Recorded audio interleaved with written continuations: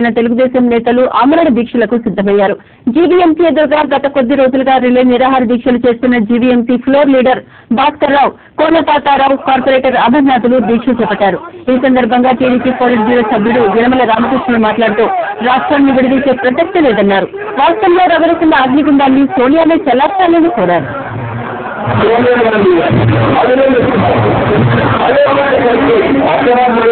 ఈనాడు సీమాంధ్ర ప్రాంతం అంతా కూడా రగులుతూ ఉంటే, మండుతూ ఉంటే ఈ మంటకి కారకురాలు ప్రధానంగా సోనియా గాంధీ గారు.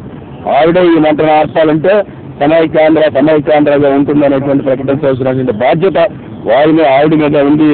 అదేవిధంగా చూస్తూ ఉన్న రాహుల్ గాంధీ గారు పాప ఆంధ్రప్రదేశ్ భవన్లోకి వెళ్ళి తక్కువ ఇడ్లీ తింటాడు, సాంబార్ తింటారు, అదేవిధంగా భోజనం చేస్తారు. ఆంధ్రప్రదేశ్ క్యాంటీన్లో ఢిల్లీలో ఉన్న క్యాంటీన్కి వెళ్ళి భోజనం చేస్తారు. కానీ ఇక్కడ ఆంధ్రప్రదేశ్ మండిపోతూ ఉంటే మాత్రం నోరు మాత్రం నిలపడం లేదు. అంచేత ఆయనకి కూడా బాగుందని అనుకోవాలా, సైలెంట్గా ఉంటే ఆయన కూడా భాగస్వామ్యం అనుకోనేటువంటి పరిస్థితి సేమ్ ఆంధ్ర ప్రాంతంలో ఉంది. అంచేత రాహుల్ గాంధీ గారు జనరల్ సెక్రటరీగా ఉండి వాళ్ళ మదర్ చేసినటువంటి నిర్ణయంలో ఆవిడకి కూడా బాగుందనేటువంటి భావన కలుగుతుంది. అంచేత రాహుల్ గాంధీ గారు కూడా దీని గురించి స్పెల్ అవుట్ చేయవలసినటువంటి అవసరం ఉంది. ప్రభుత్వం సమైక్యాంధ్ర ప్రకటించేంత వరకు కూడా మీరు ఆమరణ చేస్తామని చెప్పి, పాలన సమైక్యం సాధించే వరకు కూడా మీరు ఆమరణ చేస్తామని చెప్పి సమ్మె తెలియజేసుకున్నారు.